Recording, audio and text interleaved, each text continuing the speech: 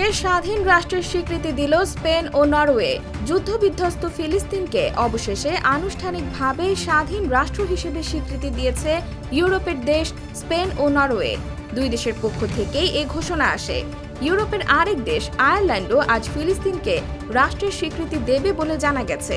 মঙ্গলবার Al Jazeera ও France 24-এর এক প্রতিবেদনে এ খবর জানিয়েছে।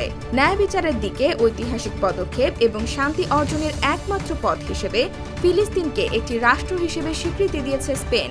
স্বীকৃতির ঘোষণায় এ কথাই জানিয়েছেন স্পেনের প্রধানমন্ত্রী পেদ্রো সানচেজ। সংবাদ মাধ্যম ফ্রান্স 24 জানিয়েছে, মন্ত্রিসভার এক বৈঠকের আগে টেলিভিশন ভাষণে এ কথা বলেছেন স্প্যানিশ প্রধানমন্ত্রী পেদ্রো সানচেজ। এর মাধ্যমে আনুষ্ঠানিকভাবে এই ব্যবস্থা অনুমোদন পেল। সানচেজ বলেছেন, এটি একটি ঐতিহাসিক সিদ্ধান্ত যার একমাত্র উদ্দেশ্য ইসরায়েলি এবং ফিলিস্তিনিদের শান্তি অর্জন। এই পদক্ষেপ কারো বিরুদ্ধে নয়, অন্তত ইসরায়েলের বিরুদ্ধে নয় বলেও মন্তব্য করেন স্পেনের প্রধানমন্ত্রী।